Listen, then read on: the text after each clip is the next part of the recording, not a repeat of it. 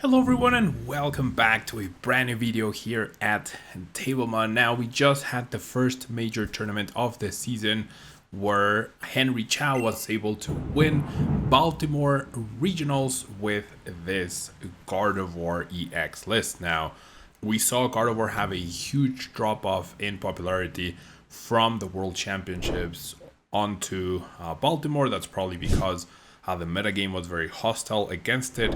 Regidrago is usually very decently favored against Gardevoir with a QRM threat, with having Fezandipiti to recover from any stamps or Ionos, with the damage from Phantom Dive being a little too much for Gardevoir to handle. But Henry seems to have found a way in order to compensate for this and structured his list in a way to compensate for the turbo-ish sort of decks that we were seeing have a lot more popularity since the World Championships. Now, the way he was able to adapt was, first off, the Pokemon lineup is a lot more streamlined. As you can see, there is a big lack of the second Munkidori. There is no Fluttermane. There's only Klefki, right? There's no Manaphy, right? So just completely disrespecting the QRM potential play.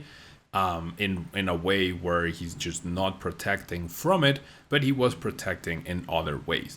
And then of course the Fezandipiti X, which also helps Gardevoir in recovering from their own Ionos, right? Just getting more resources, recovering from opponents' Ionos. And if you're gonna have a Gardevoir EX in play, you already have that 2 prize liability, so having another one is not the end of the world.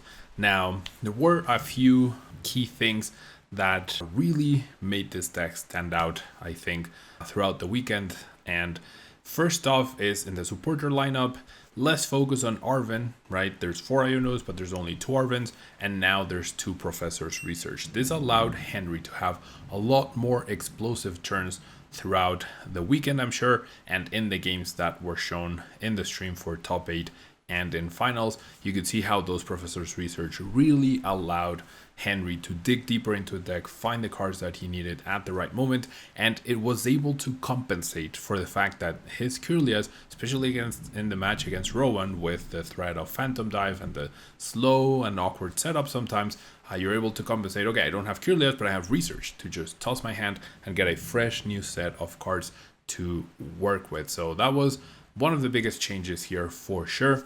Now, in terms of the item cards, all right, the biggest, or like some of the biggest changes, definitely that third Earthen Vessel.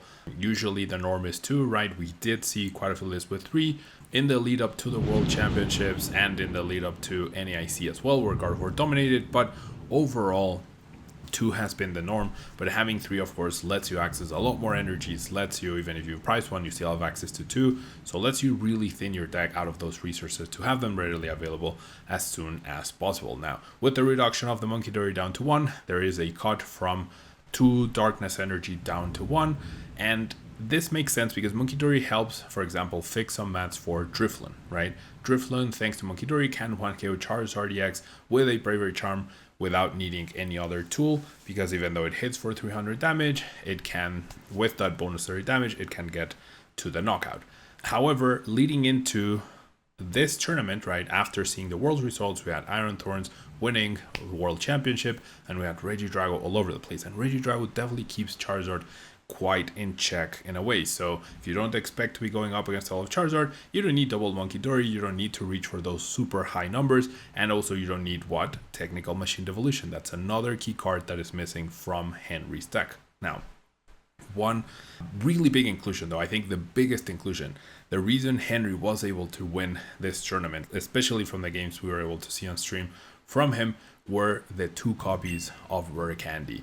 2 copies of Rare Candy allowed him to be able to respond to a much more aggressive metagame by going Ralts, Rare Candy, Gardevoir, even if he didn't have any Kirlia in play. And that is exactly what happened in game 2 of the top 8 match against Rowan. He was able to Rare Candy into Gardevoir out of the blue, and Rowan had a very bare bones field. Henry was able to knock out the only V-Star that was powered up, the only research that Rowan had, went down to 2 prizes, and with no Legacy Star available anymore, and not much else going on for Rowan, then that Rare Candy alone won Henry that game too, when it was not looking super great after that. So big inclusion, the Rare Candy. And then we have two other big inclusions, possibly three, because Pal Pad is one card that was not very common nowadays in Gardevoir. I feel like it was like maybe half of them had it, probably less. Now any Gardevoir you go up against, you probably can expect this to be the list. But first of all, Night Stretcher, right? Night Stretcher, a little bonus of recovery compared to Super Rod, more immediate recovery. Get that Gardevoir EX immediately back after it got knocked out. Get the Drifloon back immediately after it got knocked out, instead of having to Super Rod it back and then puffing it back into the field. And possibly even the Darkness Energy, for example, right?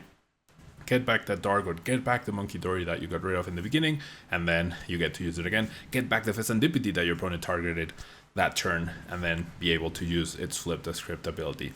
And then finally, the Secret Box. Now, this Secret Box offers you a lot more search, right? It's like a supercharged Arven, if you will. You can find it off of Arven, and even though you can't use the supporter that you'll get with Secret Box, you do get to use the Technical Machine Evolution in order to get your Kirlias out. So it's a much more versatile card. The other options that we have normally seen in Gardevoir have been on first stamp, right? So technically a 5th Iono, more of a late game card, and then also Hyper Aroma, which is pretty powerful, but it's only powerful if you have a field full of Ralts. And that's something that this deck has struggled with so much in this very aggressive metagame where Regidrago has been doing really well, and that's where you barely get to keep 1 or 2 Ralts in play, as we saw throughout the whole of the top 8 games this weekend and the final as well. So with Secret Box, you can have a lot more versatility in what you need. Okay, you have a field full of Kirlias, go grab your Technical Machine Evolution, and then it's useful also at any moment, right? The on first stamp is conditional. You can only use it at certain, like after your opponent has taken a knockout, but early on it's not a good consistency card. Therefore, it's not useful if you have it as your only way to draw on turn 1. And Hyper Aroma is also, like, if any of you have played with Hyper Aroma before, I'm sure you have tried to, like, you have drawn it at the end of the game where, like, there's even no Kirlias left in the deck at that point, right? So using up your super valuable A-spec slot into some cards that, like, obviously they have their uses, but they're a lot more situational, whereas Secret Box can be useful early or in the late game, being a lot more flexible overall. Now, we are also seeing a bump from 2 Bravery Charm up to 3, which is really amazing to see. It makes sure that even if you price 1, you still have access to 2. There's a lot more bigger focus on Drifloon as your single price Pokemon that trades very effectively with the 2 price Pokemon that are running in the format. Very similar to the role that Cinccino does in Lugia V-Star decks, which makes sense, right? Having that extra Bravery Charm to help you, and it also helps increase the HP of Ralts, or increase the HP of Munkidori, or Fezandipiti, and it puts them out of range of potential Kyurem attacks, of potential future Phantom Dives, right? Things like that, where your opponent might have set up some numbers, and then you're able to still use 1 Bravery Charm on the Drifloon to take a knockout, and use another Bravery Charm in a defensive way in order to increase your basic Pokemon's HP to put them out of range of whatever attack they're up against. And then finally, the Pokemon League headquarters. I think this is a stadium that we're going to start to see a lot more of in the near future, just because there's a lot more basic Pokemon, powerful basic Pokemon, and the format's getting a lot more aggressive, and Pokemon League headquarters asking an opponent to have an extra energy to attack with is not exactly fun for them, right? And when combined with the disruption of Iono, then on top of, like, if you get a KO and you Iono them and you play the Pokemon League headquarters, then you are asking more out of them in order to get a response. And because Gardevoir is a deck that will usually fall behind in the beginning, it sometimes needs to catch a break, needs their opponent to whiff at any given moment, and Pokemon League headquarters is a way where you can make them whiff in that way. Now,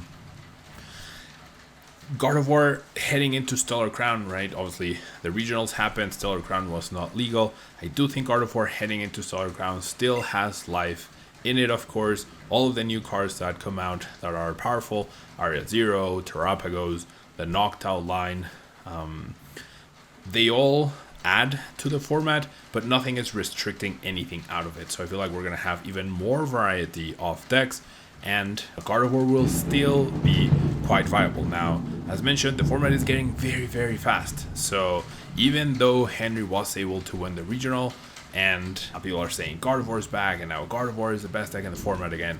I don't think that's true, alright? We did see Henry struggle quite a few times to be able to stabilize, right?